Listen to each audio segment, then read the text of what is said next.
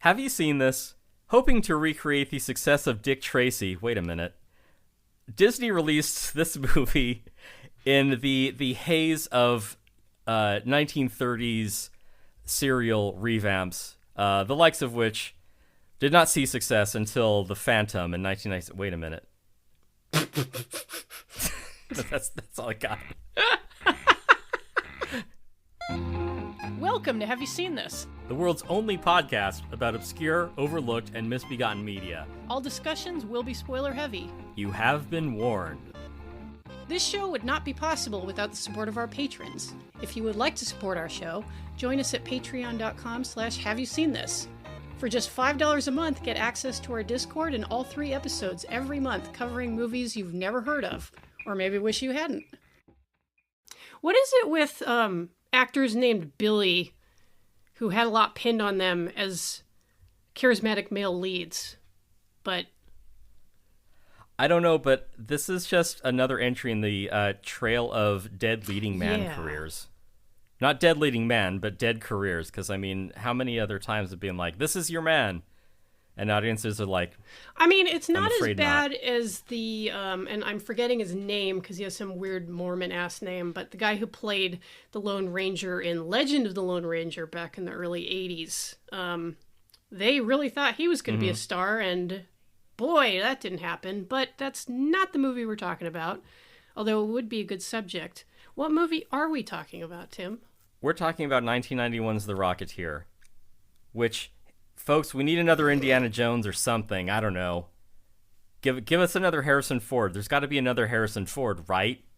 Turns out there ain't. No, there isn't even a Brendan Fraser. They tried to make Alden Ehrenreich another Harrison Ford. That didn't work. Yeah, and it's a shame that, Brendan got kind of bounced out of the industry for not wanting to be someone's sex toy. Yeah. Which, yeah, it's like we this is why we can't have nice things. This is why we can't have like cool, charismatic actors that audiences love because a producer wants to sodomize them. In addition to that, it's like, well, yeah, it's it's a real goddamn shame. I was thinking about a similar thing when I was watching The Rocketeer because Jennifer Connelly's character in this movie has aspirations to be a name Hollywood actress, and I'm like, oh, are you sure that that's what you want, Jenny? Yeah, she didn't know any better. Yeah. It was a simpler time when these things were buried or periodicals bought off. Hush, hush. Yes. Yeah. And I have a lot to say about that, especially as it relates to our villain, but we'll get to that. Mm-hmm. I don't want to stomp my foot on the accelerator immediately. You don't want to go blasting off in a Wild Blue Yonder in a rocket pack? I mean, I kind of do, but that seems out of my price range, so, Right. Well, yeah, I mean, a jetpack is a pulp staple, and I can understand them wanting to build a franchise around that. It's a great idea, but I guess they're just... Everyone loved Commando Cody. I know one filmmaker on the spectrum who loved Commander Cody. And who also loved serials from the 1930s. Captured lightning in a bottle one time. Oh, yeah. Yeah. Well, he made his pile, so he's fine. Yeah, good for him. Yeah, we really need to move on as a culture. What are we talking about? Rocketeer. All right, Rocketeer, come on. We're talking let's about go. basically pulp and pseudo superhero flicks, because this isn't exactly a superhero flick. Yeah, it's more of a pulp flick, but I mean, superheroes kind of grew out of pulps anyway. It's all, swimming in the same trade paperback. Yeah. Pulp. Yeah, cool. And it's kind of a shame because, and I've never read the comic that this was sourced from, but I'm curious because it's a solid story and a fun premise. It's a little bit like when we talked about The Phantom very recently, and I think you and I were both very confused as to why that movie just didn't go over. I think this one went over slightly better, but, on a budget of like 35-40 million, it turned only a small profit, and Disney was really hoping to build a franchise around this Rocketeer character. It wasn't enough to keep going. Right. Which, I don't know. I mean, I feel like it wasn't built to be part of a franchise, or at least like, because maybe you're okay with the story. I'm not as much, but there are a lot of things that I think are more like personal pet peeves of mine. It's funny you say that because I have some personal pet peeves, but I'm going to withhold them for right now. All right. So please continue. All right. Because really, like, I gave this a miss at the time because it was basically a live action Disney movie, and I wanted no part of it because even in the 90s, I knew that Disney was just cultural cancer, like monetizing public domain works, and would grow to envelop all other culture. You know, I mean, you're not fucking wrong. No, because yeah, I know. like this is, and I was wondering to myself earlier, like, am I being mean, thinking like, oh, this is about as good as Disney live action films get? Yeah. But pray continue. No, yeah, and that's it. Like, it has this like Disney stink all over it of being like just anodyne and inoffensive. Even like in particular, like I find the James Horner music just really flat and cloying. It's like I'm in line for a ride at Disneyland. Like it doesn't, it wants you to like feel like only good things, but like in a real shallow way. It's not even as good as the music for Soarin' Over California. Yeah, I mean, soaring is like what I think of. It has like this musical mastery or like majesty of like being fine and good. Where you're like, that's all fine and good, but that is so fucking true. Right? Like, yeah, that is so fucking true. Yeah, so it has all the like just like inoffensive earmarks that I just find repugnant. Of just like, this is a guy who doesn't stand for anything other than, you know, what we've decided is okay for people to stand for. And this is like, You're right. Yeah, and this is just outside of the narrative. It's just, I don't know, it just feels like it's been, you know, workshopped and means tested and focus grouped to the point where Disney is like, we have a very narrow, inoffensive path of the kinds of entertainment that we are allowed to exist, and we are just going to work within those narrow boundaries, and we assume that everyone else who enjoys our culture also feels the same way, and we will enforce everyone who works for us to also feel that same way. And I'm like, I'm losing my fucking mind. Like, I want off this fucking Invasion of the Body Snatchers ride at this point. It's what Walt would have wanted. Oh, absolutely. Yeah, it's a cartoon glove punching a human face forever. Well, you know, at least it's one of those big, squishy white glove hands. Yeah, so. it's fun. And, you know, you have to, like, pay extra to get a pass to actually do it and get on with the rest of the day.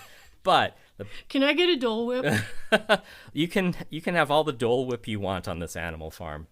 Hell yeah, dude. I'm going to weigh 300 pounds. Yes. It's the end of the world, but you can get a Dole Whip. I'm just in a mood talking about this movie. Because it brings up everything that I just despise about the Disney corporate machine. Wow. And, you know, I underestimated you, Tim, because I was preparing myself to be the hater. Yeah. In this case.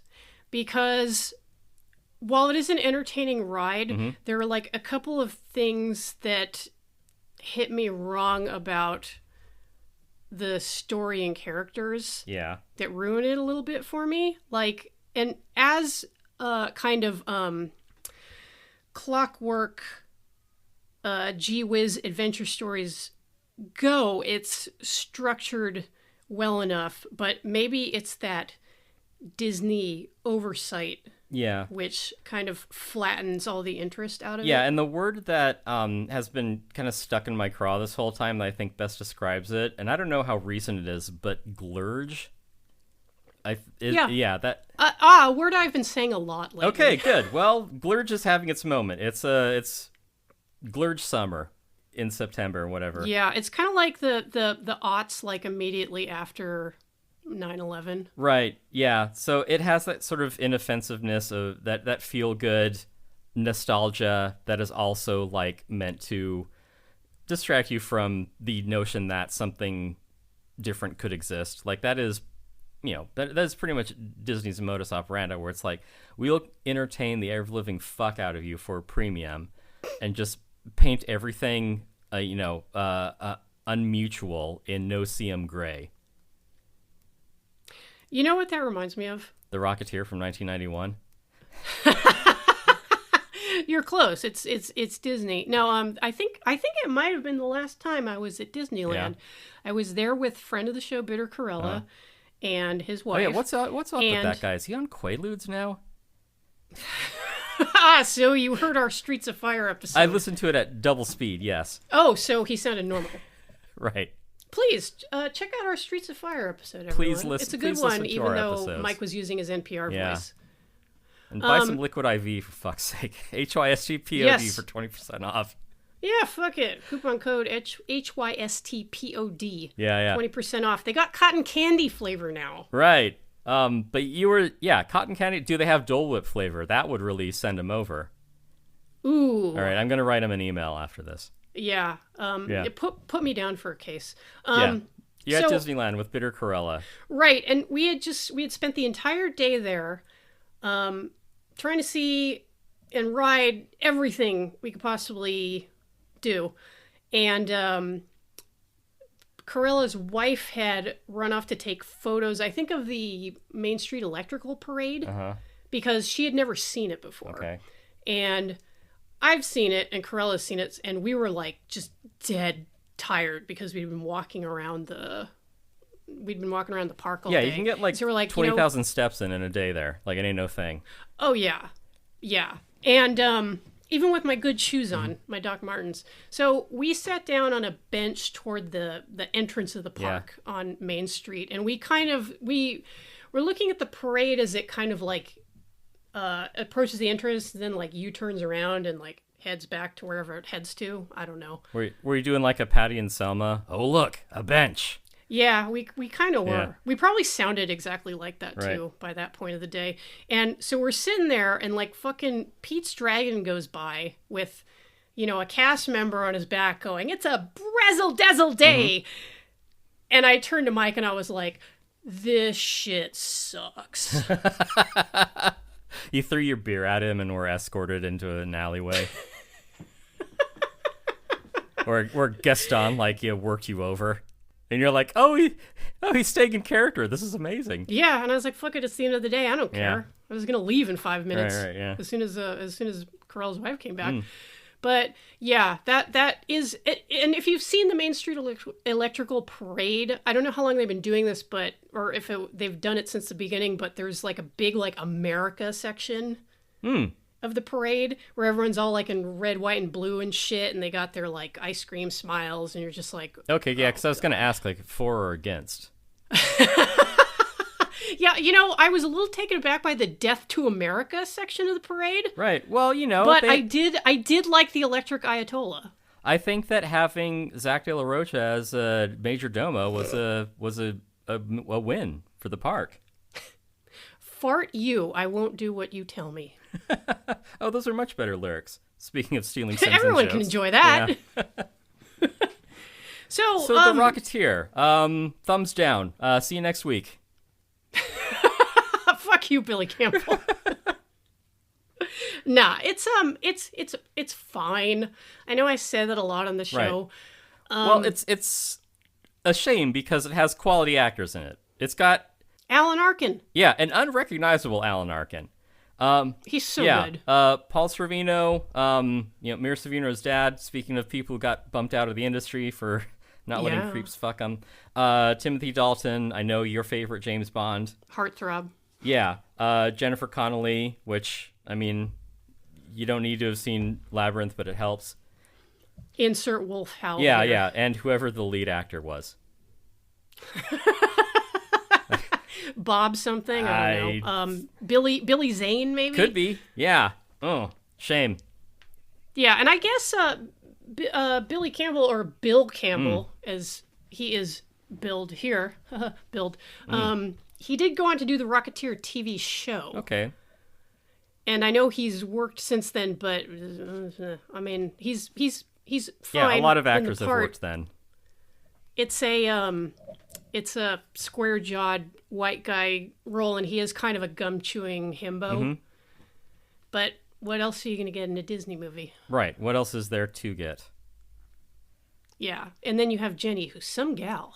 That's what I hear. Yeah. Pretty mellow. I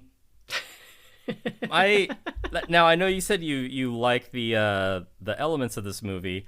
I feel like there's too much, which means there's kind of too little. I feel like there's too much going on, which means we don't really get enough time to spend with any of these things.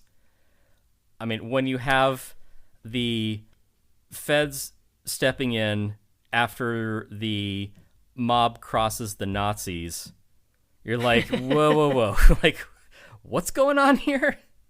Oh, we forgot to mention Ed Lauder. Yeah, he's being Ed Lauder pretty much. Yeah. We also gets punched in the face twice. Yeah, we also need to mention William Sanderson and his other brother Daryl. Oh, J.F. Sebastian. Yeah. Yeah. So good A-list actors, good character actors. Oh, Terry O'Quinn is Howard Hughes. Right. And apparently Clint Howard is in this. Oh, yeah, I noticed his name, and then I was like, wait, where was Clint Howard? I recognized the top of his head, and so I just, made a mental note for the credits. And oh, yeah, sure enough, Clint Howard. Yeah. Do you think Ron Howard recognizes him the same way? Like, he just sees, the top of his head, and he's like, oh, hey, it's Well, yeah, because he's game recognizes game. They got the same genetics. Those are both extremely high T males. Right, yeah. Which is why one produced just one foxy, thick daughter. What were we talking about? Rocketeer, 1991. We're talking about different boobs, Jennifer Connelly. Oh, yes, absolutely. So the hot spot, if you fast forward about 14 minutes in. Actually, I recommend the hot spot. That's a fun Absolutely. one. That's a great just sleazy noir movie. Yeah, as neo-noirs go, and it didn't hit at the time. Look at it, we're not talking about The Rocketeer. No, you said we're watching The Rocketeer. Damn it, I watched all 1 3/4 hours of The Rocketeer. I had never seen it in its entirety before. Yeah, I never watched it, because I'm miss me with that Disney shit. Because at the time, 14-year-old Tim was like, nah, I'm going to go play these... I'm going to listen to Flood and watch Eek the Cat. Well, what about your gaming? You're going to do that too, right? Well, yeah, that was Palladium shit. Damn it, Palladium. I couldn't remember the name. I wanted to say Paragon. I was thinking of Paragon Video. Oh, it was a Paragon of rushed into production, yes. It's copy edited like it's 1980 again, still. Yeah. But yeah, young Tim was too cool for this. I doubt I was too cool for this, but I was like, what's this? I don't want to see this. Right, yeah, I guess not. Although I will say that initial theatrical release poster is fucking fire. Yeah, I mean, it looks cool, but in the same way that you look at it and you're like, yeah, someone put a lot of work into making this thing look cool rather than actually making it look cool. This looks like it's cool. I guess. I don't know. I do love the art. It looks like theme park dressing. I don't know. It's I don't know. It's just that sort of that soulless Disney creep. Just kind of taints it. Well, maybe it's because if nothing else, Disney does employ the best artists, and it is often in service of pap. Oh, absolutely. But they make it look good. Yeah. Yeah, it's like I know my business and, I'm good at what I do. And yeah, I can absolutely make pap for you if pap is what you want. The funny thing is that, and this is right on the Wikipedia page, is apparently you have that iconic Rocketeer helmet, which Alan Arkin in the movie says makes Billy Campbell look like a hood ornament. But it does have that cool deco look and the fin, which lets him steer and whatnot. Yeah. But apparently, Michael Eisner, CEO of Disney at the time, didn't want that design. He wanted just a regular NASA helmet. And I was like, wow, suits who don't get creativity. Interesting. I mean, and especially based on a lot of the decisions that Eisner was making at the time. Fuck that guy, huh? Yes. Yeah. So we did get the kind of like deco look helmet, and like, yes, it is a well-appointed movie. Have we even said like what the plot is? It's The guy has a rocket pack, fights Nazis. Yeah, that's simple. Yeah. And he's got a girl. Uh-huh. And he's stupid, so he almost fumbles the girl, and Alan Arkin has to tell him like, "Look, you idiot." Yeah, they really have some trite relationship problems, like the kinds of which you only see in movies. Well, maybe we can get into some of my quibbles with the film. Okay. Speaking of character actors, we didn't mention it's also got what's his name, Gideon's pawn shop from The Crow. Yeah. God, what is that guy's I don't name? know. I just call him Gideon's pawn shop. He's Mr. Gideon. Right. Well, shit. Well, shit on me. We should watch The Crow, except it made too much money. Yeah, and it's kind of been done to death. Like, you can just, like, whisper, I like the Crow album on Blue Sky and get, like, 100 likes. Not that I would know. Nothing I've posted is Except from Murder Brian. Right. Well, what does he know? I mean, A-Falls, he knows, right? He knows stuff like, Linkin Park and... Oh, so he doesn't have good taste in music. Okay, well, that explains it. Which he has said himself, there. like, on our show, Yeah. So there's that. Yeah, listen to that episode. Yes, listen to our episode on SFW. Right. And after you're done with that, you can be like, that was a real SFW. Yeah, so the plot... That's what people say after every episode of our show. They don't make it to the end. I've seen the stats. Yeah, the plot of The Rocketeer, Howard Hughes makes a rocket pack, which is highly dangerous. He's like, I lost 3 of my best test pilots working on this vacuum cleaner doohickey. But it just so happens that the Rocketeer, I didn't even catch his name. I don't give a shit. Cliff Secord. Yeah, Cliff Secord. You know what would be convenient is if Cliff Seaford, whatever, had just happened to be a preternaturally gifted pilot. Well, yeah, like Luke Skywalker. Wouldn't that be perfect? Wouldn't that just be tits? Now, to be fair, he's really clumsy at flying in the rocket pack, which is understandable because as well as that being like an insane device to operate, he's only just gotten it. Right. And also it doesn't have like any like rudder or wings or anything. So like just the you go where the rocket takes you. Right. And I do like that about the film that he doesn't end up being a Gary Stu, basically. Yeah, I would hope not. Like all the stuff he does with the rocket pack it's a lot of like trial and error and clumsiness and like, well, yeah, shit. Yeah, that's, seems like a basic character arc, kind of screenwriting thing where it's like everything is difficult so that when things go well, you're like, oh my God, like they actually were able to do it this time. Yeah. And I don't know if he was going to get like really good at it in the sequels they hoped for, but it's a moot point. Yeah. And well, I mean, the sequel will be, there'll be an evil Rocketeer and they fight and whatever. I mean, just Iron Man 2, because this is like a 30s Iron Man, which is ironic because this is before anyone gave 2 shits about Iron Man. Good point. Yeah. So, yeah, I guess it was really tough to crack Iron Man, apparently. And they did, and so now people are done with superhero shit. Right, yeah, but they keep making superhero movies. Yeah, I guess they don't know what else to do. Well, yeah. So, yeah, this takes place in the Disney's California Adventure of the 1930s. Where, yeah, he's like a barnstormer, and they got this cool airplane that they've been working on, and, just like... I guess, start with a bang, because the movie is flying a private aircraft, then a car chase, after, like, a robbery, then a plane crash and an explosion. So we're seemingly off to a good start, or at least that's what, Save the Cat tells us. It's action-packed. Right. It gets things going, and then yada, yada, yada, Secord gets a rocket pack. So, yeah, we start strong. Yeah, it's world building, which, like a theme park, Disney's good at that. We have already, like, way too many things going on. And I just feel like this movie could have lost, like, 4 scenes, or it could have lost, like, maybe 15 minutes. Because there's a little too much of something in it. Because I feel like even when we're like well into like the bottom of the second act, it feels like events haven't gotten enough of a setup to carry any weight. Like there's a point too where I feel like we're hanging out with like Timothy Dalton in a nightclub, like waiting for something to happen. And I'm like, I should not be feeling like this right now. Yeah, you should be happy that you're looking at Timothy Dalton.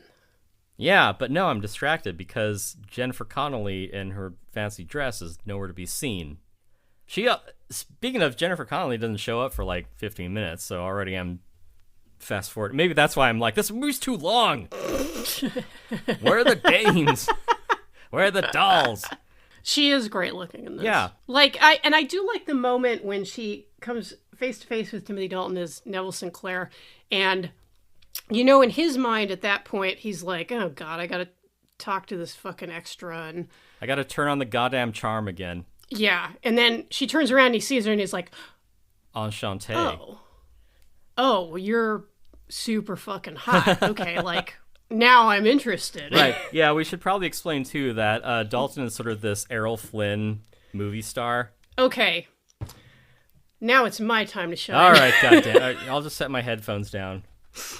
Well, Tim, let me tell you one of my big pet peeves with this movie, which I'm sure people will say, like, Jen, who gives a shit? It's a vodka-soaked orange, I know. No. Give me a moment. Spread out, you mugs. So this is indeed a character based on Errol Flynn, but like a specific version of Errol Flynn, a spurious one. Oh. And I want to make it clear before we get into this. I do enjoy Errol Flynn as a film star. He's made some of my favorite classic films like Captain Blood and Adventures of Robin Hood. Not a good guy. You don't say. Life. A golden age movie star who turned out to be a piece of shit. Even by those standards, because he was famously depraved, probably a rapist. I don't think they had rape then. I don't think that it's like... Well, that's why he was acquitted, right, yeah. And they tried him for statutory rape. Yeah. That was just how things went.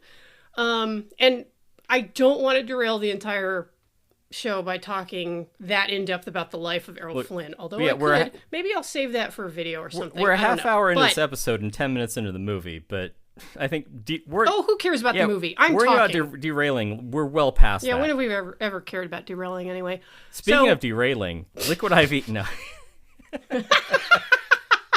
And you can put vodka in it and have your assistant sneak it to you on the set. Yeah, in an orange. That's exactly right. And that's why it's called Liquid IV. You can shoot this shit right into your veins. Yes, endorsed by a version of Errol Flynn. Yeah. So, but I'll get to the point. No, you won't. Flynn, well, he had his defenders, even some of the women that he so they did fight back. Tossed aside. Charming guy. I mean, hey, David Niven really loved him. So, and, David Niven's not a bad guy. But Flynn was famously a reprobate. Everybody knows that. However, I believe it was in the late 70s, a biography was released called, I hate to even dignify the title. It's something like Errol Flynn, The True Story or something like that. But it was called In Like Flynn. The writer was a guy named Charles Hyam, who did a lot of Poison Pen biographies of like classic film stars. And the premise of this book was that Errol Flynn was actually a lizard person, a Nazi sympathizer and spy. So Disney ripped off something from the public domain? Well, the thing about this book is people knew it was bullshit, and the guy took a lot of flack for it even at the time. Not just from people who knew Flynn, but also people who knew a lot about classic Hollywood and whatnot. And when Hyam was pressed on this, he was like, well, I don't have any actual proof that he was a Nazi, but, you go A to B to C to D and, you know. But you can't libel the dead, so ergo ipso facto, I need another also book true, deal. Because Errol Flynn died late in the 1950s. This was in 79 or so. And in fact, a couple of Flynn's family members brought a suit against Hyam for libel, which they actually lost because, like Tim said, you can't libel the dead. Right. But Suffice to say that people who knew Errol Flynn in life were like, that's not fucking true. Right. And it isn't fucking true. Like, you can say a lot of shit about Errol Flynn, but he was not a Nazi. Right. And I know this isn't literally Errol Flynn in this movie, but Timothy Dalton is playing a swashbuckling, handsome, lady-killing actor of the 30s. Who happens to be with the little mustache. Nazi spy. Who also happens to be a Nazi. Right. So that's peeve one. Okay. With this movie. I mean, my other pet peeve. It's a good pulp premise. Yeah, and you're right. And I feel like people would say that to me, like, look, Jen, it's like it's a pulp thing. Like, it's not actually Errol Flynn. And it's like, I'm not that invested in defending the character of Errol Flynn, but in these days when Nazis appear to be thick on the fucking ground, right. I'm like, can we call, like, actual Nazis instead of trying to, like, make shit up about dead guys? Yeah. So. Also, Captain Blood, great movie. Yeah, which you will not hear us discuss Captain Blood. It is too good of a movie for this podcast. It is too fucking good. Do you want to hear my second pet peeve with a character in this movie? What choice do I have? I'm going to twist your arm. Yeah. Yeah. Okay, so Tim mentioned Howard Hughes being in this movie. Yeah. And he plays like a minor role. And this is a Disney-ass portrayal. Yeah, this is well before he got weird. Right. Well, this is the thing. We cut to Hughes discussing with, I think some, Joint Chiefs of Staff type guys that, somebody stole the rocket pack that you designed, sir. Yeah. And Hughes is mad about it. And he wants to kill the entire project as much as the U.S. military would love to get their hands on this thing. And one thing that Howard Hughes says to them is, you people want to make everything that flies into a weapon. Yeah. And I'm like, okay, like, Howard Hughes was not a pacifist, all right? Because, this is not, I mean, Hughes was, he's a rich guy, staunch anti-communist, and much like Errol Flynn, not chill. Yeah. Are there any other aerospace billionaires who might fit that description? Yeah, and don't get me wrong, Hughes is a fascinating figure, and I've read quite a bit about him. Yeah. Not a guy I would want to hang out with, and certainly not like a avuncular figure like he is as played by Terry O'Quinn in this film. Like I said, it's the Disney California adventure of the 30s, where Errol Flynn is a Nazi spy and Howard Hughes is the elder Tony Stark. Whatever his dad's name is. I'm glad they didn't put Hitler in this movie. Yeah. Well, I mean, I think Hitler was dead at the time, so. In 1938? No, I mean when they made the Rocketeer. Like, he would have been way too old. Michael Eisner is on the phone, to his, he's on the intercom news assistant, get me Hitler! Yeah. Sir, we can't. The same people keeping Walt alive. I know they did the same with Hitler. We stole the technology with Project Paperclip.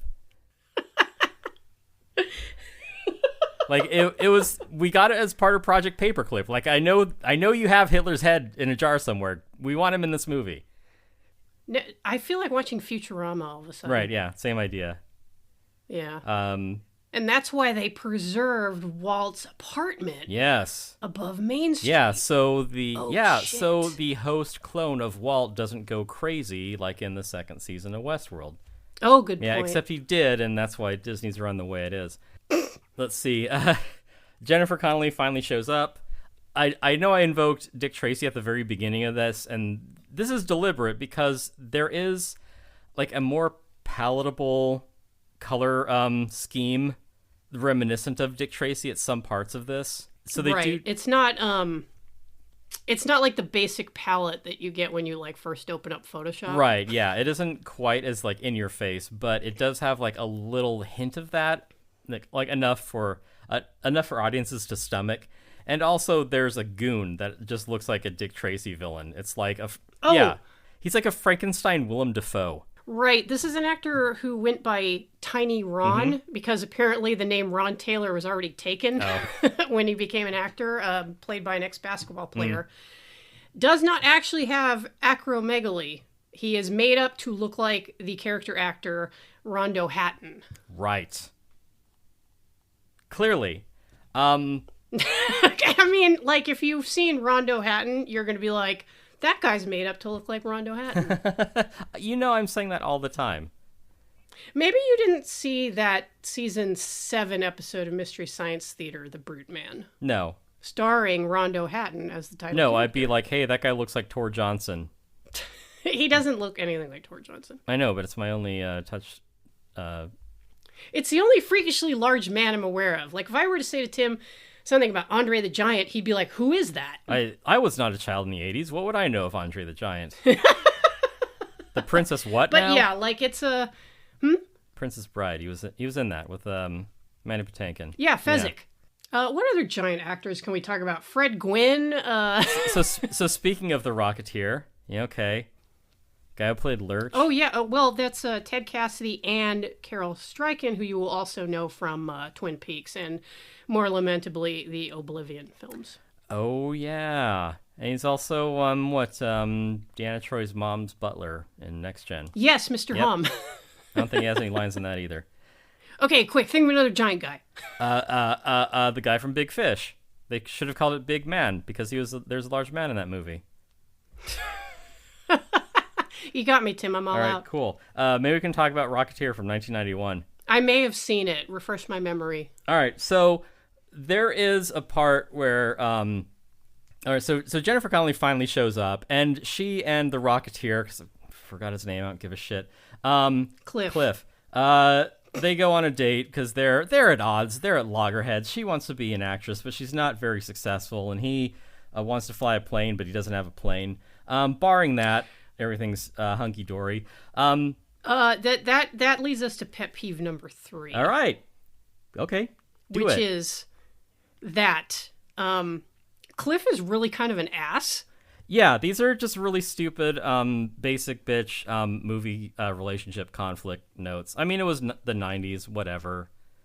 Maybe got a grade on a curve because maybe it didn't seem cliche then, or it was for kids, and they're like, I've never experienced this before. This is entirely novel and legitimate. Yeah, I mean, I'm not expecting like Diary of a Mad Housewife from like Disney or whatever, right. But it does grate on me a little bit that Cliff is so dismissive of Jenny being an actress, which I think is probably like, and I'm torn because that would probably be accurate to that type of guy in 1938. Like, oh yeah, you stood behind Myrna Loy with a bowl of grapes. You didn't even have any lines. But he is such an asshole to her. Right. Yeah, and it is the sort of thing that's been distilled down to like, oh, why were you at my Little League games? Like, oh, because I had to get the big project proposal because of my type A boss wants it. Like, it's that real trite kind of interpersonal conflict that, again, like you only see those in movies. Honey, you never tell me about your plane crashes. Right, yeah. So it's just like, fucking whatever. It's the sort of thing where it's like, yeah, sorry, I was at work. You know that. And because you understand the nature of my job, it's not an issue. It's like, yeah. Yeah, and then... I don't know what to tell you. Yeah, and Cliff does get some words of wisdom from Alan Arkin, who is absolutely correct to be like, look, don't fuck it up with this chick because she's like something special. Yeah. Idiot. Right. So what does he do? He doubles down by going to the set she's working on and fucking it all up. Well, he tries in his own inevitable, and dubious way. He tries in his own stupid way. But before that, the thing that I wanted to get to is, speaking of us criticizing a movie, they go see, because, you know, it's like, I know some other comedian made this joke, but it's like girlfriends like dragging their husbands to see, like, what is it, The Entertainer, the Hugh Jackman movie. Oh, The Greatest Showman. The Greatest Showman. Yeah, it's like, oh, it's got your boy Wolverine in it. Like that. Anyway, that was the joke. So she's like, oh, I want to go see a movie. Let's see one with that guy that I'm into, this Errol Flynn, Timothy Dalton guy. But it's got airplanes. You like airplanes, and it just happens to have this leading man that I've got the hots for, and I'm going to be working with. Meanwhile, I drag you to movies like Under the Skin. I know. That's fine. I'm sorry. Right. But so anyway, they do that whole thing, and like, so we're criticizing movies, right? William Sanderson doesn't really need to be in this movie, but I'm glad he is, because We always like to see Jeff. Yeah. So they're in like the diner afterwards, and like they're talking about the movie, and William Sanderson and the other guy are like doing like cinema sins on this fucking airplane movie. Right. Yeah, because they're like, well, where do you get the bottle of champagne? Like, where does that happen? He's on the front lines. That doesn't make any sense. So it's nice that, like, movie-going audiences have been stupid throughout history. Yeah, and the thing is, like, Jenny brings up an objection to their point, and she's fucking right. Yeah, because she understands the way movies are and should be. Yeah, exactly. Like it's a metaphor. It symbolizes a thing. It's there to wrap up the story. It like gives a sense of closure to the audience. Like, yeah, who cares how he got the bottle of champagne? It doesn't matter. Yeah, and that I don't know how to describe it. It's like it's so accurate that surely this was intended to be in the film, like, these well, it shows that Jenny understands movies. Like she you would understand, like, she has a head for this sort of thing. Like she belongs in movies and should have a career, right? But her boyfriend's just gonna shit all over that because he's so fucking successful. Yeah, and the girl who got the lead is like the niece of the producer, so that tracks. Oh, my prince, would that you drink of my lips as deeply. She basically is as good an actress as I am. Yeah, or Nastia from Jack Frost. I don't know. Put one in the MST3K swear jar. Well, she's no Natalie from Warwolf. That's absolutely fascinating. Sit out. Damn it. Speaking of jugs. Yeah. Her and Jennifer Connelly should just like hug for an hour. I would watch that Mash movie. them together. Yeah. What are we talking about? This has been the Titty Cast. Jesus Christ. Yeah, so this scene illustrates a little bit about her character. She gets soup on her dress. That's conflict. People are like reactionary and unreasonable because we need to have a conflict. But still, like, the movie doesn't really feel like it's even found its goddamn feet yet. And we're like a half hour into this thing. Yeah, I see what you're saying. I gotta say, though, I feel like she was right to storm out. Yeah, but it's because of, like, people being, like I said, like, reactionary and unreasonable. Like, you have every right to. Like, no one's behaving like a human being in this. Or maybe a dumb child, perhaps. I don't know. Well, for example, when Jenny suggests, after getting tomato soup on her white bodice, which every woman surely appreciates when she's on a date. Right. She says to Cliff, hey, maybe we could try going somewhere else for a change instead of the cafe, like, right next to the airport where you spend all your time. Oh, yeah. Hey, you want to go to the Lego store after this? Well, but that's the thing. Like, Cliff is, like, really childish about this because then he just assumes, like, oh, so you want to go to the South Sea Club or, like, the Brown Derby? It's like, that's not what she said, dude. She didn't say, you never take me anywhere nice. You should take me to an expensive restaurant. Right. She said, can we please go somewhere that isn't immediately related to what you like to do? Yeah, can we just not hang out with your coworkers all the time? Yeah, all of whom are, like, 35 years older than you. Maybe they groomed him. I think you're reading too much into this. I love to do that. Yeah. There's a murder at some point in this. The gangster? Yeah. Well, yeah, because it's so much of it is like only sort of alluded to. Like the only one who kills anyone is this Frankenstein Willem Dafoe guy. Who did you say it was modeled after? Rondo Hatton. Right. Yeah. So, yeah, because from the follow-up from the car chase earlier, like there's one lead, and the guy beats it out of him, and then like twists him up and folds him and spindles him. Yeah. So that's bad. That's about as dark as Disney gets. Right. I mean, after the Black Cauldron. Yeah, it gets about as black as a Black Cauldron. Dark as the Black Cauldron. Ugh, whatever. Yeah. So, but yeah. Or Return to Oz. Okay, that gets pretty fucking dark. Yeah. Well, Return to Oz came out, and then Disney was like, "We are not doing that again." Yeah. Don't let people feel things. It's bad for profits. Get out of here, Walter Murch. Go cry to your friends Steven Spielberg and Francis Ford Coppola. Yeah. Whoever that might be. But yeah, you were The director of Return to Oz. no those other two jackals, Steve and Frank. Yeah. Oh, right. Yeah, like they're pretty obscure. Like I don't didn't know. realize people might not have heard of Yeah. them. Okay. Yeah. So Rocketeer sneaks on a set, fucks things up. Neville Idiot. Neville has a great use of his high social characteristic to persuade Jenny. Because if he's an A-lister, I assume he has like a social of like 15 or so. So he's got like a. I was gonna say, what did he roll? To? Well, he could have rolled anything because Jenny's impressionable, so he would have been rolling with advantage, and he only needed an 8. And if he had persuade, which I assume he does, even at 0, if he's got a social of 15, then he's already at a +2. So odds are, like, he can just, go through the motions. And like, I mean, if Timothy Dalton like tried to smooth talk me, I'd probably be like, yes. yeah, if Timothy Dalton showed up and it's like, hey, I want to take you out, you'd be like, okay. Yeah. Because, yeah, that's it. And that is them making the date for whatever, the fish under the sea dance, whatever the fuck.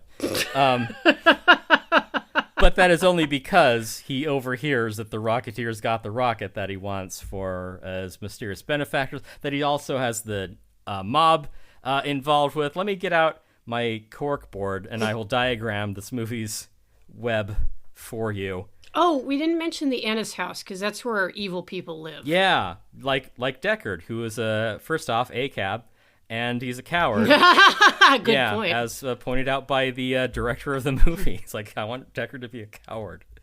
Because he is outclassed by replicants. But yeah, it is the Ennis house. It's a beautiful structure.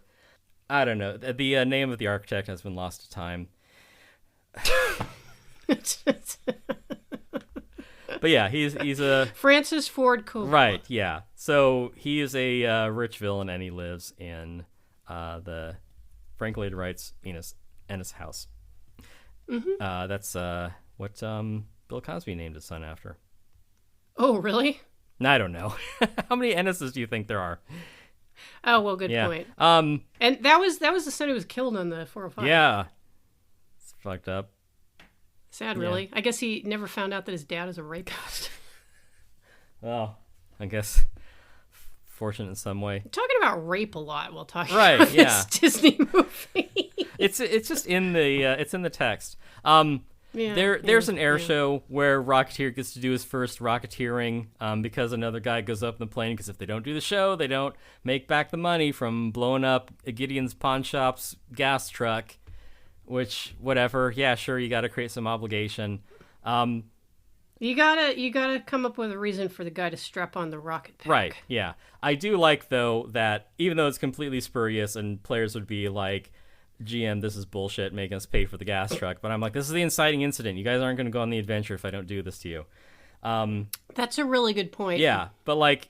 Because it is like really like, come the fuck on. Right. He didn't even hit the gas truck. Yeah. It was the gangster in his car. Yeah, so Gideon's gas truck blows up at the beginning, and he's like, oh, you're paying for all the gas that you blew up. You're liable for this, blah, blah, blah.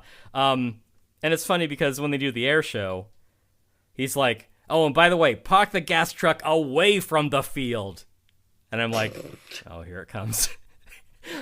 And sure enough, by the end of the scene, blah, blah, blah, crazy shit happens. Rocketeer saves the guy and gets the plane down and doesn't have a mid-air collision. Sorry, Jen. I know that's probably your other quibble with this, is that there isn't an air show disaster. Well, I was going to say, it's an air show. Like, there's going to be some kind of conflagration. Yeah, it's an air show in the 30s. There's going to be some kind of disaster. But yeah, so that all happens, except a plane crashes miles and miles from the airfield and hits the gas truck. And I actually laughed at that. I'm just like, yes, you set it up and you paid it off. Thank you, movie. It is a good bit. Right, yeah. They do set things up kind of nicely in this script. Like, for example, the gum. Yeah, the gum is very obvious from the start. You know that that's going to pay off at the end. I mean, it is, and it's probably because you and I watch so much crap. Oh, yeah.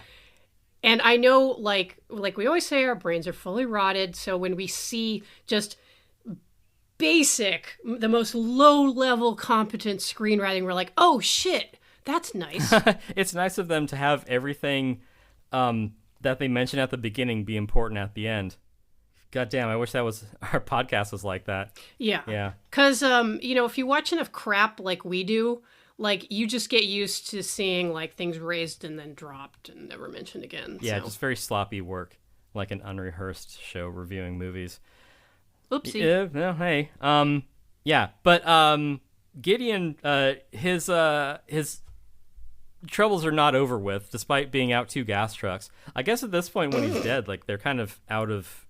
They don't have to worry about the debt anymore, because he gets the hush-hush treatment. Right. Yeah, from this goon.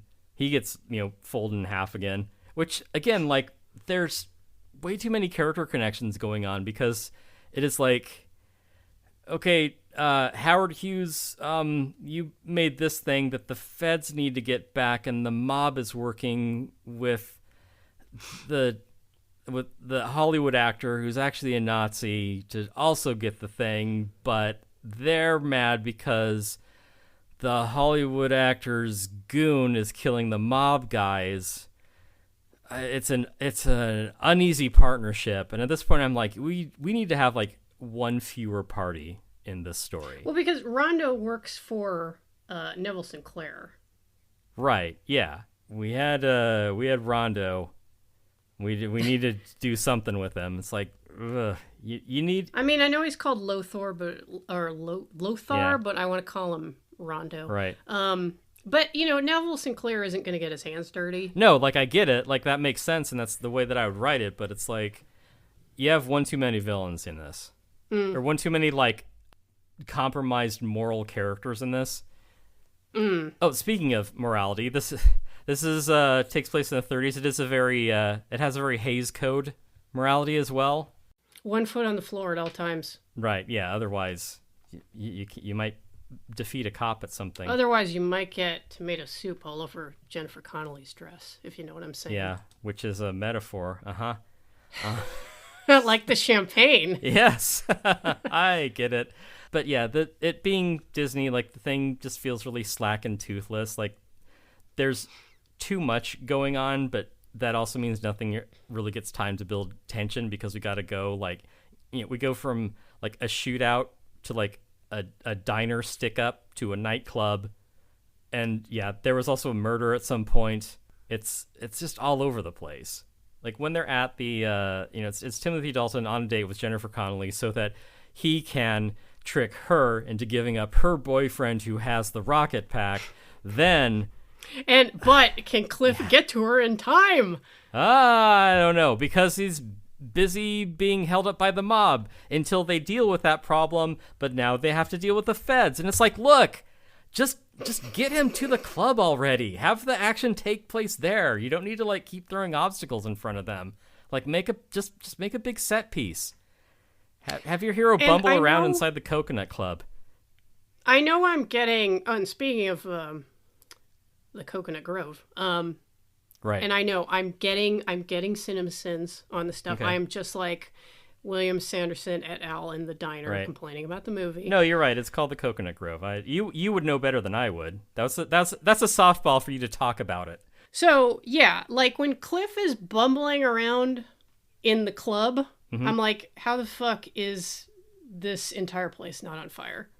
Right. Well, hey, at least on the plus side, the doors opened outward. Damn, Tim, you are good. I once again underestimated you. Everyone does. I thought I was the only one here whose knowledge of horrors was so complete that I would do a Coconut Grove reference and it would blow by you. Maybe it was because of the Rondo Hatton thing. Well, I was wrong. Yeah. To underestimate you. Well, look, let me put it I have that way. I have a really simple rubric. I know about shit that is important, and I don't know about anything that doesn't matter for shit. It's a really simple rule. If it's not worth knowing, I don't know it. Ah, well, good point. So yeah, I'll you know what? I'll hold my questions until the end. All right. Crazy shit happens. Yeah, he has to like dress up as a waiter to like try and pull Jenny out of this, because it's like he's just gonna kidnap you to get to me, which I know somehow. Yeah, and then there's a note in a bowl of soup. Right. Stuff happens. He flies around. He runs away. Jenny's supposed to leave, but doesn't. Blah, blah, blah. We got to get to the Griffith Observatory. Right. Unfortunately, not a dance club in this movie. No. But yeah, Griffith Observatory, notable site of Earth Girls Are Easy, Bowfinger, I think Dragnet has a scene or two there. Yes, and don't forget War of the Colossal Beast. Right, yeah. It's a very aesthetic location. It's photogenic. Yeah. It's pretty cool. I've been there. It's neat. And they got a big pendulum. Right, yeah. The Griffith Observatory is great. And do you know why it exists? Do tell. It is because Griffith J. Griffith, who made his riches on basically insider trading, shot his wife and wanted to rehab his image. That's correct. And yes, the guy's name was Griffith J. Griffith. Griffith J. Griffith. The most Griffith person any Griffith has ever Griffithed. I mean, when your parents punt that badly, like, you know that you're going to turn into, like, some kind of dissolute guy who's going to end up shooting an intimate partner. He pretty much was the Southern California's Kwisatz Haderach. He's like, look, we finally got the most Griffith that we're ever going to Griffith. His name shall be Griffith. Tell me of your home suburb, Usul. Well, shit, we should make this into an LA podcast. That would be fun. Well, it's something that we might actually know something about. Yeah, and the way that he made his money was basically like he would like report on different like gold prospecting the market, but because he had like information about everyone who was doing everything, like that's put him in an advantageous position to be like, oh, like he's the only one who can see the big picture here, so he's able to like buy up land selectively and made his riches that way. Yeah, so must be nice. Yeah, very shrewd man. Who shot his wife. But yeah, stuff happens at the Griffith Observatory. Again, like this is the scene where the Rocketeer, the hero, faces off against the villain over the dame. Also, we find out that the villain is a villain of a different kind, and the mob splits with them, and that becomes a villain on villain fight, and then the feds show up, so it's the good guys versus the bad guys versus the worst guys. We have a lead in here somewhere, but he's not really doing anything.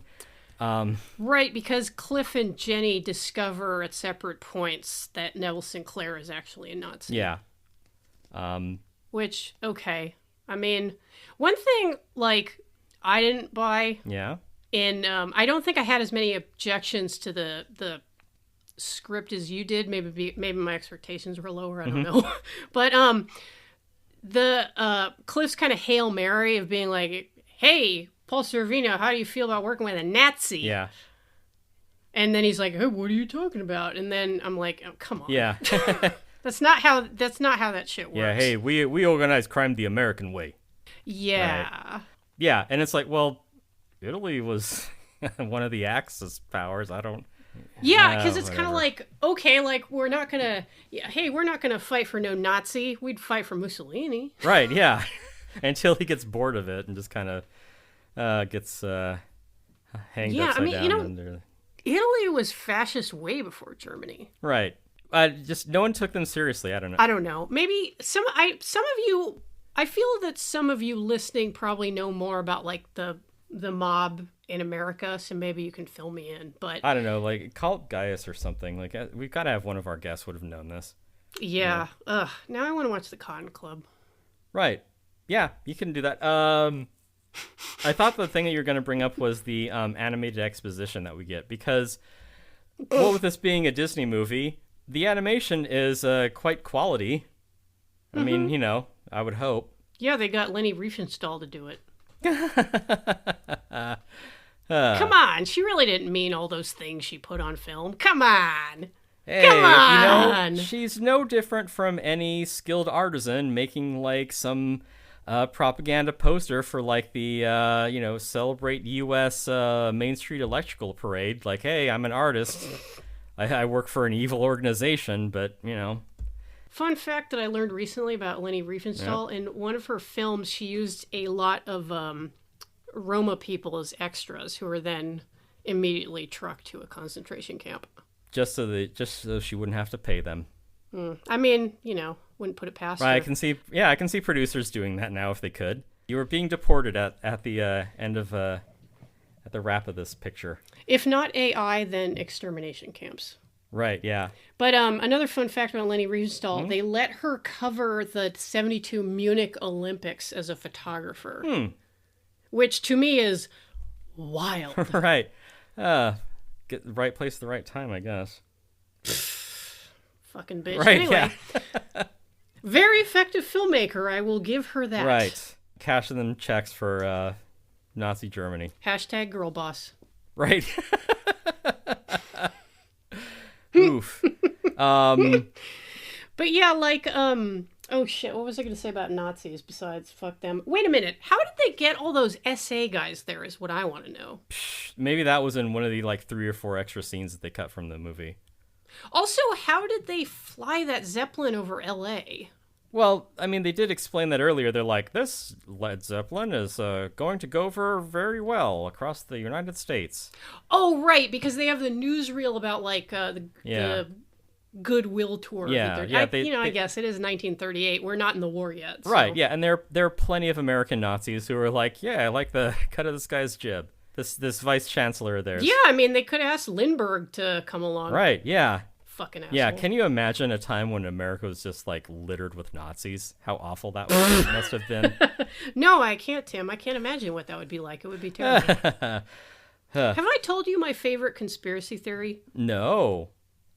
I don't believe in many, and I don't know that I entirely believe this one. It might be a little too pat, but my favorite conspiracy theory is the one about Lindbergh actually having his son killed. Okay. Like, he set up the kidnapping, and it was because his son had some kind of, undisclosed, disability or imperfection. Oh, like FDR. And so they cooked up this phony-ass kidnapping. All right. I mean, hey, they probably could have gotten Errol Flynn to do it. I mean, he was a Nazi. Check the show notes for fact-checking. I mentioned that conspiracy theory to my mom, and she got so mad. Anything that you speak openly about with your mom, she gets mad about. That is true. Well, there's your lesson. So anyway, a bunch of Nazis show up, they fight the mob. A bunch of SA guys show up to fight the mob and the feds. Yeah, a minor character guns down some Nazis. And you're like, well, that's cool. But it's like, what's the Rocketeer doing while all this is going on? He's got to go rescue the girl. He's lying in a ditch somewhere. Yeah. Yeah, a lot of railing kills on this Zeppelin. They mention a lot that it's full of hydrogen, not helium. Sorry, Blandford, did I say that correctly? Hydrogen. Hydrogen. Put another one in the swear jar. $10 in the jar. Yeah, fuck. Yeah. We're going to lose money on this episode, just like Disney. I have another quibble/question. Okay. But I don't know if we haven't gotten to the climax yet. All right. Maybe I'll save that. I will say that this part of the movie feels a little bit like a video game to me because Cliff has to beat the mini boss before he gets onto the Zeppelin. I mean, you've seen that in enough James Bond movies. I mean, yeah. And in fact, there was a James Bond movie that incorporated a Zeppelin. And there was one that had a big goon that he had to fight. Yeah, more than one. Yeah, Richard Keel from The Human Duplicators. Another one for the swear jar. Yeah. Another man with acromegaly, which, as we know, makes you evil. Right, yeah, just like Andre the Giant. He was a heel, right? So the Rocketeer and Jenny and the Goon and a bunch of Nazis are on this Zeppelin, which I think it's cool that they incorporated a Zeppelin into this, even though, I don't know, Zeppelins were maybe on their way out at the time. Slightly. Yeah. And that I gotta say, window. though, German is a great yelling language. Oh, absolutely, yeah. Schnell. The one word of German I knew as a kid. Yeah. I also like, maybe there's a little alternate history of the Battle of Los Angeles going on here. Yeah. The Battle of Los Angeles, apart from being a Rage Against the Machine album. Should we talk about 1941 in an episode? Maybe? it kind of fits. I mean, it does suck. Right. It doesn't suck maybe as much as Battle Los Angeles from 2011. True. I don't think we should review that. I think the jury has rendered its verdict on that one. 1941 or Battle of Los Angeles? Battle of Los Angeles. Right, yeah. No, I wouldn't even suggest that one, frankly. Yeah, because 41 doesn't work in a lot of ways. I don't think Spielberg can do comedy, because, I mean, for one, like, I watched Schindler's List. That was not funny at all. Which is a shame, because Ralph Fiennes is such a great comedic actor. He can be, yeah. So, missed opportunity. I mean, you know what? I'm honestly like, I make that joke, but I'm like thinking of like English Patient Ralph Fiennes, which is like, I'm well out of date. Yeah. I mean, they could have had Jerry Lewis. They could have made a great Holocaust themed comedy. Listen to episode 2. 6. Right. I hear they're going to remake it. Maybe they'll do it right this time. Right. All right. So, Battle of Los Angeles, which was not a thing. It was basically a mass hysteria. We're aboard the Zeppelin. There's a bunch of railing kills because I guess they don't have OSHA in fascist Germany. And at that point, I guess like they just don't care. Maybe it was to like save weight. Yeah, probably. Yeah, because like it is a nice bit when they're saying like, oh, we need to drop some weight, and then that one guy who keeps yelling at Timothy Dalton. Yeah. Like, who won't shut up, and then I'm like, oh, someone's going to get dumped, and sure enough, he does. Yeah. Well, I guess, maybe it's thematic, because, the U.S. at the time was rationing helium. Like, they wouldn't sell that to Nazi Germany, so they had to use hydrogen.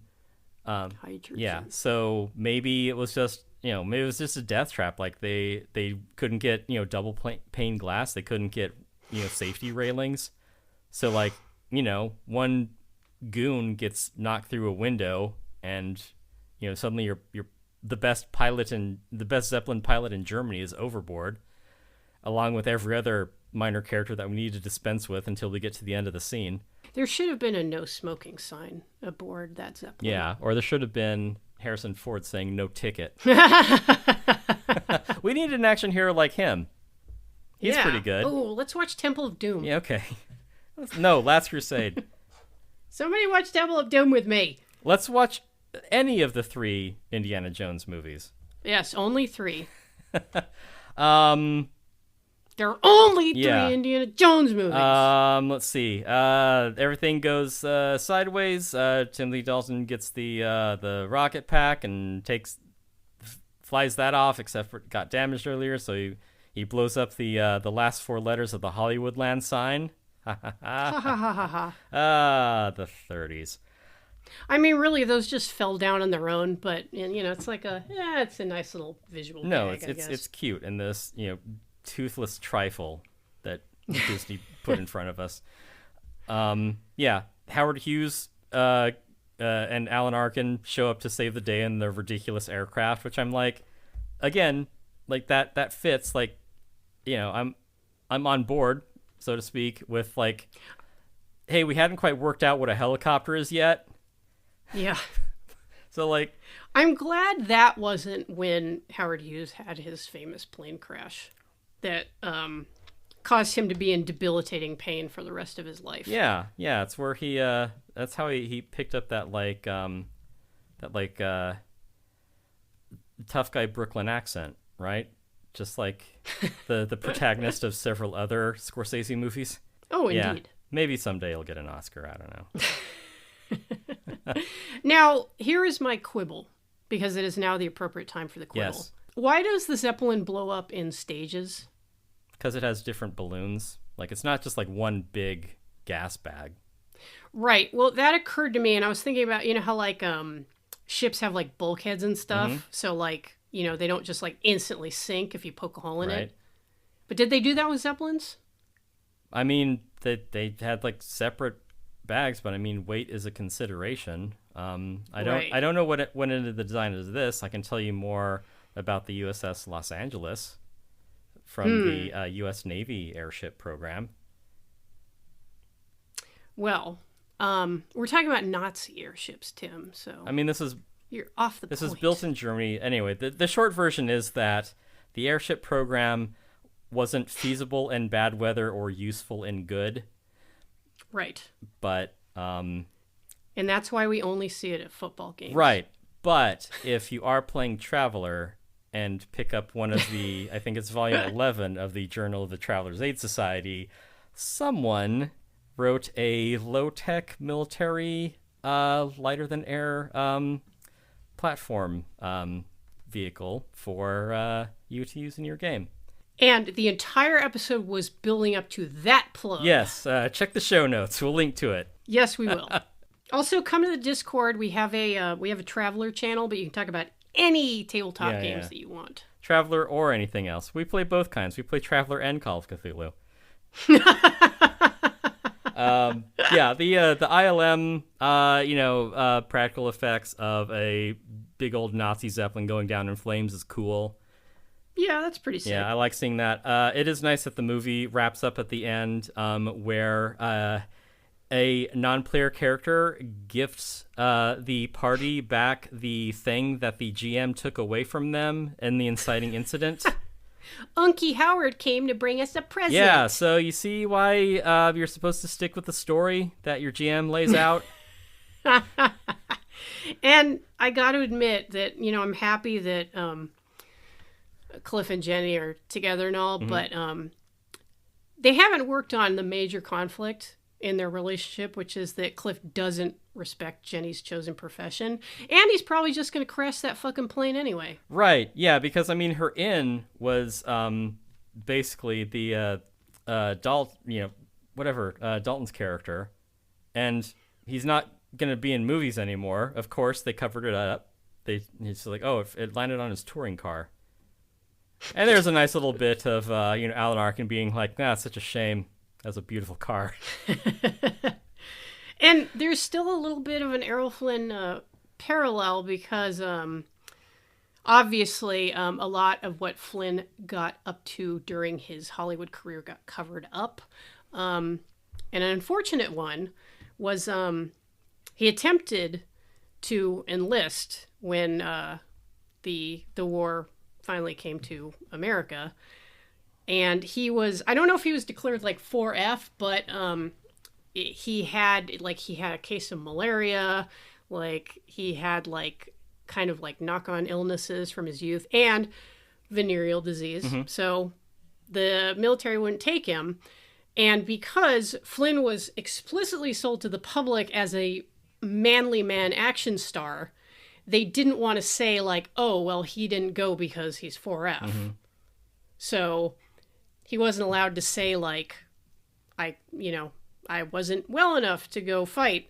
So he had to put up with being called a draft dodger for the duration of the war and after. Yeah, he didn't own it like John Wayne. And in fact, interestingly, at one point, Flynn tried to go over to Spain to fight against fascists there. What, did George Orwell recruit him or something? I mean, yeah, this was some homage to Catalonia shit. Huh. I need to look into it more, but that would seem to be another blow against the case for him being a fucking Nazi spy. Yeah, I don't think anyone considers that with any seriousness. No, fortunately, right. No. Unless you're writing screenplays for Disney, I guess. Well, hey, any glurge will work. Any glurge will do. Yeah.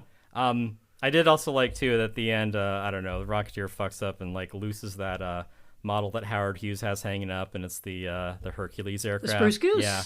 Yes. Which we've seen in The Phantom. So, it's a popular touchstone, I guess. I saw the Spruce Goose in Long Beach in 1987 when my dad ran the Long Beach Marathon, and we did a little sightseeing around the city. We saw the Spruce Goose and the Queen Mary. He didn't need to run. He could have just taken a flight there. Well, a minute-long flight. Yeah, I mean, hey, speaking of aerospace, weirdos, rich beyond avarice. Yeah, he could have taken a 1-minute flight somewhere. He had to get across San Jose and didn't want to sit in traffic. Where's the Spruce Goose now? Do you know? I have no idea. I'll have to look it up. Hit us up on the Discord if you know where the Spruce Goose is. Yeah, because I know you're absolutely fuming right now, Yeah. whoever you are. Reply to But you can come say it to our face in the show Discord if you're a subscriber. Reply to any one of our social media posts. Please do. We're so so it isn't lonely. just me. I'm sorry. Did we wrap up adequately, or did I step all over you again? I mean, we didn't go on nearly enough about how hot Jennifer Connelly is, even when she's tousled.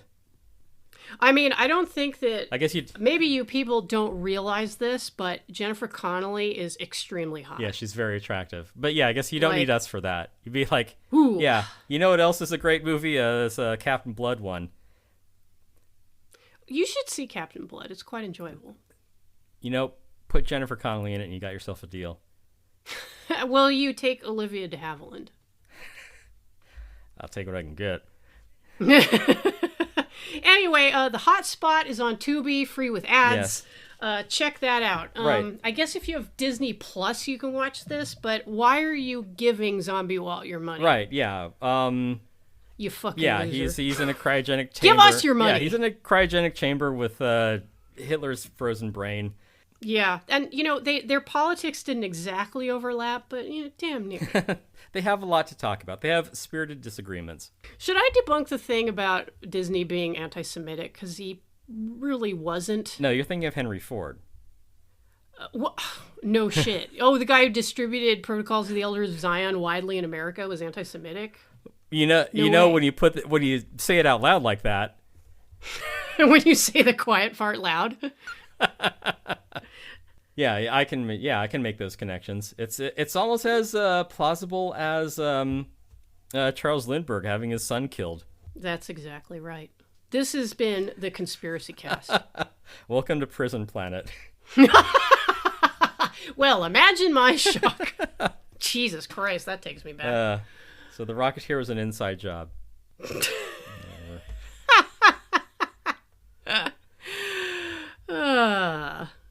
Oh, you know what I forgot to say?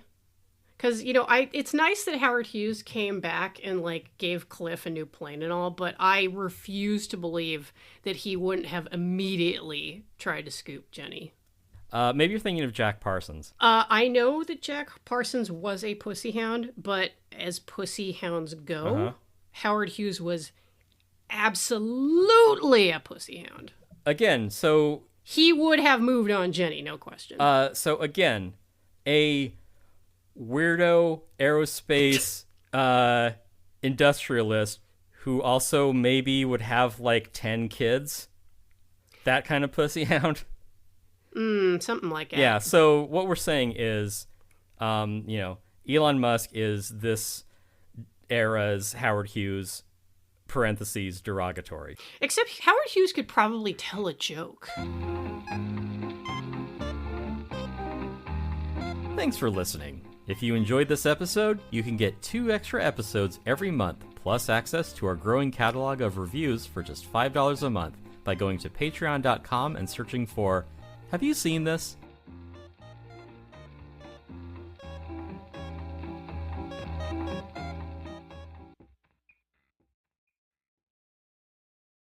As my thoughts were wandering while watching The Substance, I was like, you know what? Death Becomes Her was a better movie. The better meditation on this subject. Ooh, shit. I wish we could cover that, but that movie was actually, incredibly successful.